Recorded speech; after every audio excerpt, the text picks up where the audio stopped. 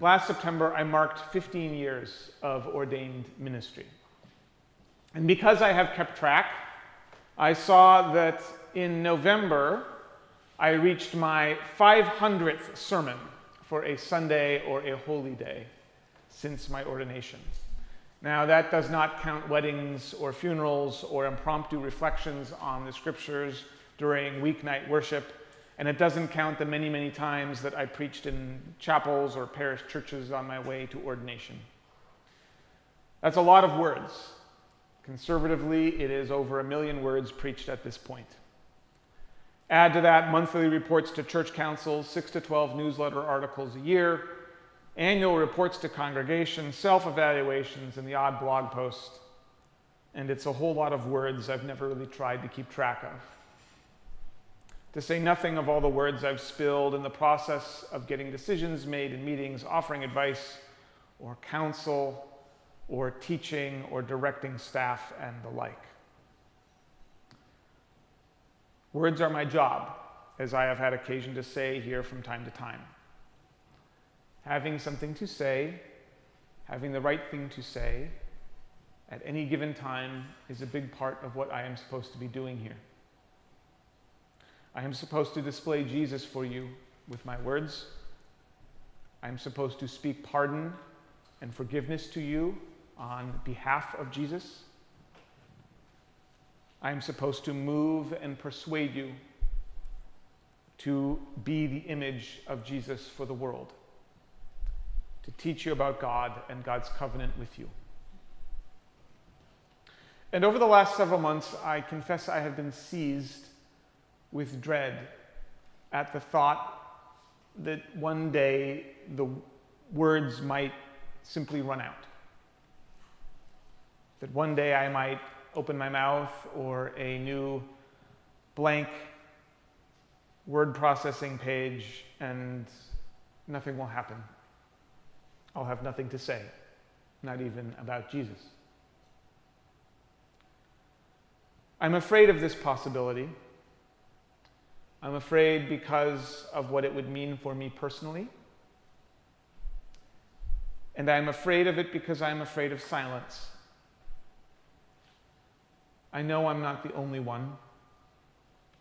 We are not accustomed to silence in our world anymore. It makes people shift nervously in their seats. It makes us suspect that something is wrong and no one is telling us.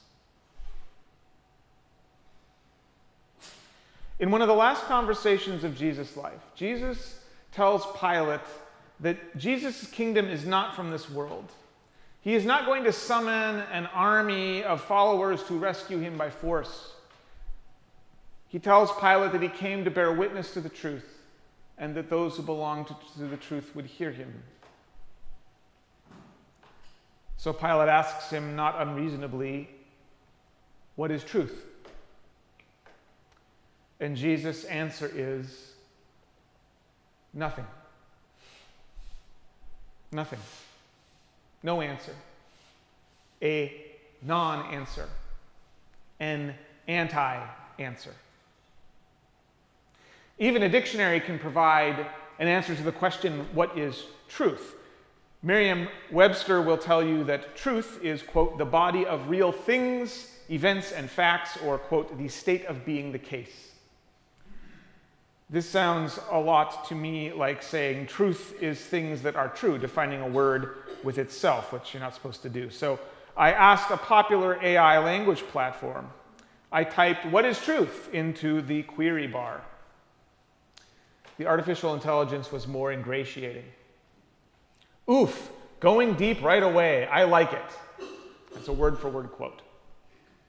The machines want us to know that they are impressed by us, I guess. Then it backpedaled a bit.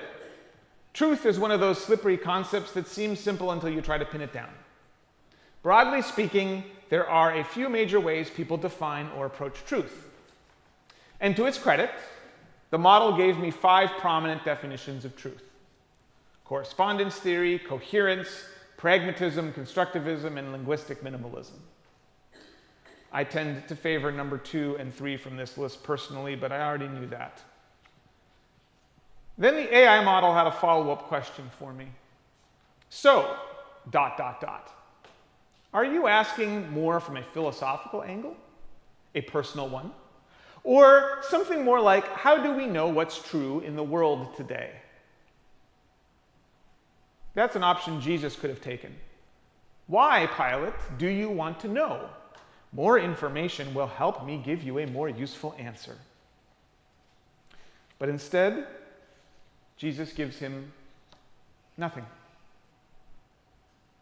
Jesus refuses whatever temptation he may have felt to talk himself out of his dire situation, or to explain himself to a skeptical audience, or just to clarify for the sake of posterity what he means by truth. He leaves himself and Pilate and all of us with nothing to say and nothing to hear. Nothing is uniquely powerful. Nothing forces Pilate and forces us back into ourselves. Nothing confronts us with the questions we might prefer to avoid by generating lots of words. What should I do? Who even am I? What do I hear when my own voice finally falls silent?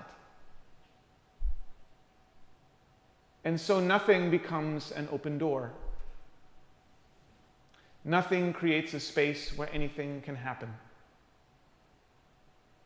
The truth of it is that if I ever stood up to preach and nothing came out, that nothing might give me a new experience of the presence of God.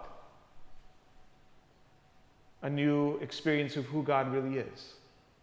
Beyond words, beyond ideas, beyond my own understanding or the tasks we undertake together to make God present. Good Friday is the festival of nothing, the horrible void of betrayal, the hideous gap in the flesh of Jesus, the moral abyss of the innocent being punished without cause and without any recourse. We wouldn't have brought him here to you if he weren't guilty of something, the crowd says.